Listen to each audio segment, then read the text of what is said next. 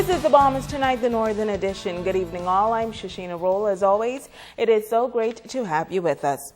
Topping news, residents of the southern communities hearing of the government's plan to address the environmental challenges in that district. Residents have had concerns for years and have been calling for a resolution. Last night they assembled for a town meeting. Kimberly Mullings was there. The Bishop Michael Ellen Center of the Church of the Good Shepherd in Pinders Point was the venue for the town meeting.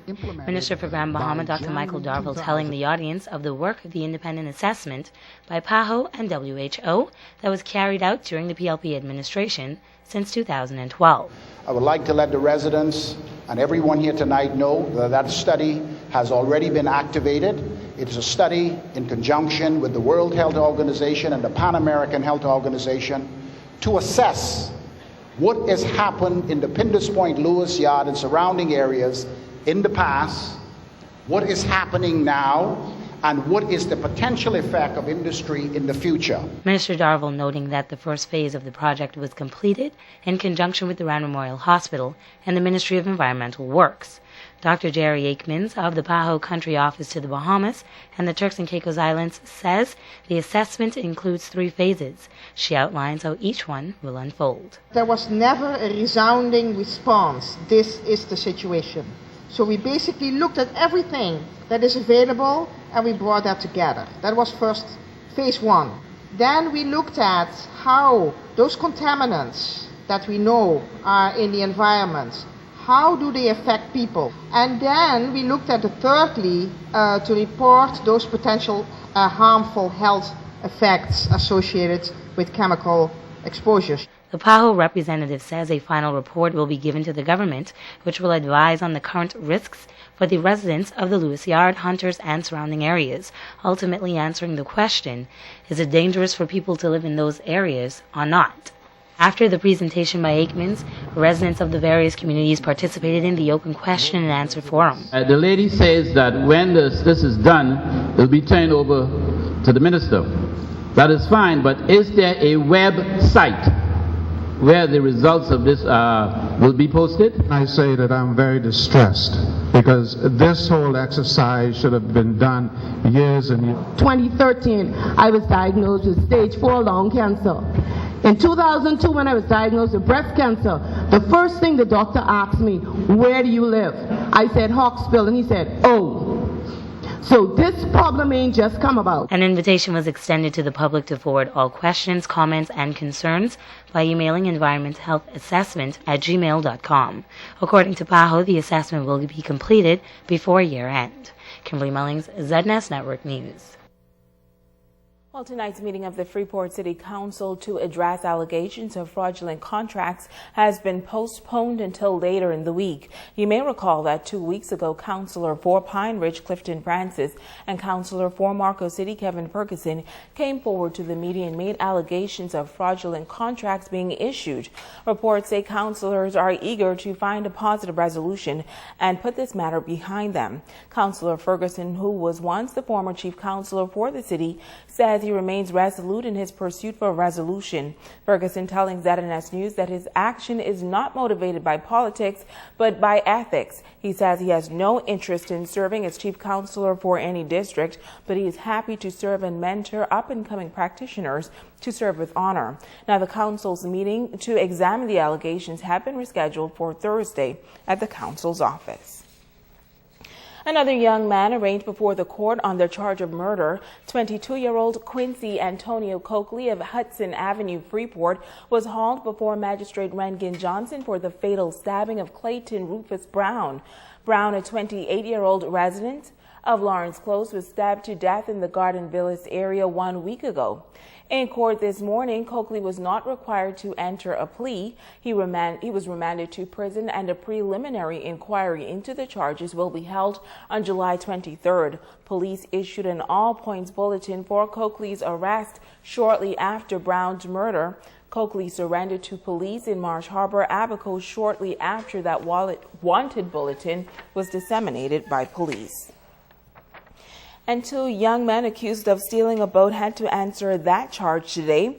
Serrano Adderley, 19 years old of Sears Village, and 25-year-old Stefano Major of West End were arraigned before Magistrate Charlton Smith.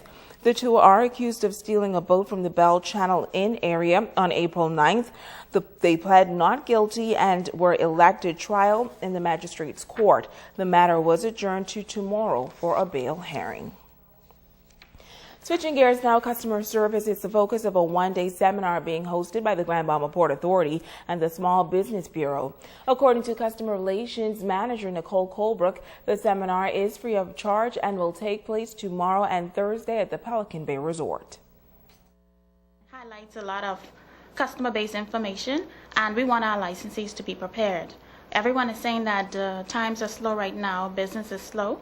So while we're slow, why don't you use this opportunity now to invest in yourself and your employees by participating in a customer service training seminar. It's all day for 2 days on Wednesday and Thursday, the 15th and the 16th. That's this week.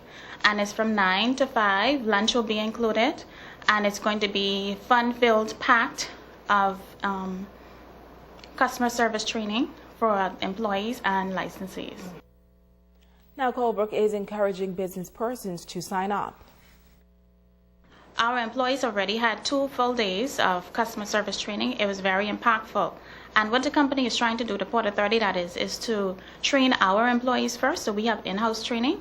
And then this week we want to now focus on our licensees. So while we get the training, we want to extend it now to our licensees so that they can also have good customer service training. They can register online at investgrandbahama.com/smallbusiness, or you can contact the offices at 350-9061 or 350-9305 for more information. Now, the seminar opens at 9 a.m. at the Pelican Bay Resort.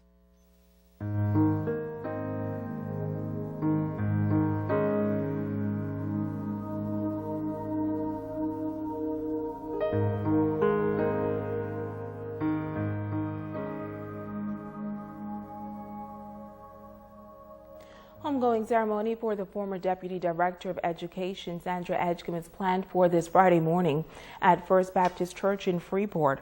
Hundreds of residents from east to west are expected to bid farewell to the beloved educator.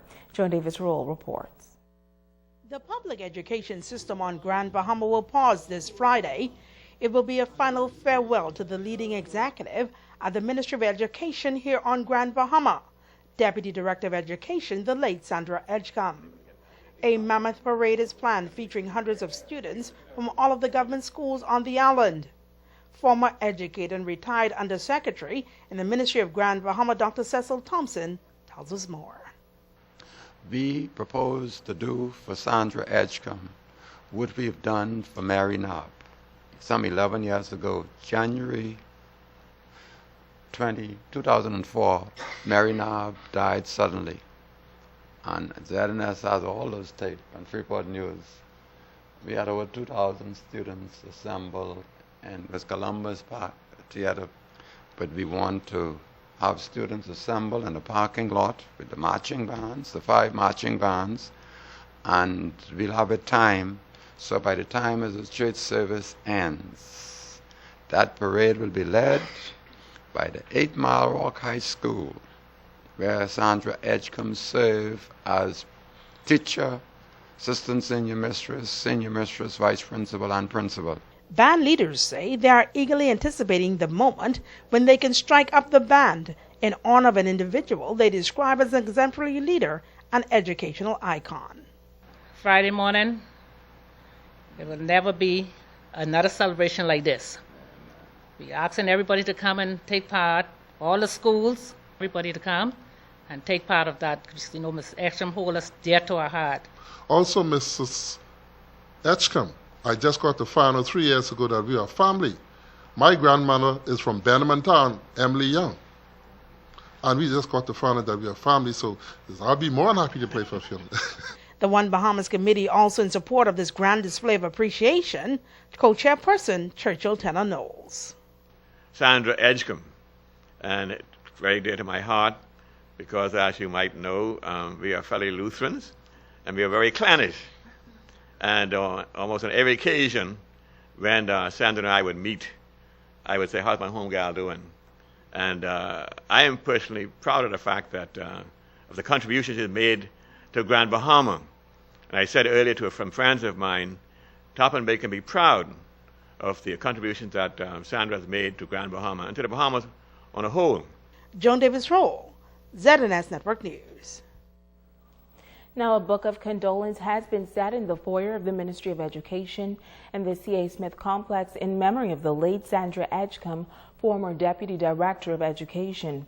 Liaison Officer for the Ministry of Education, Doyle Russell, was among those paying homage this morning.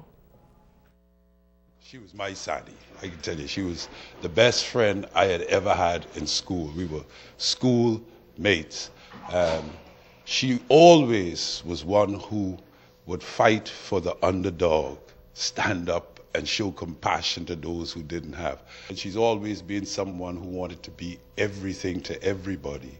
And like she said, Doyle, I'm gonna make it someday. And she did it.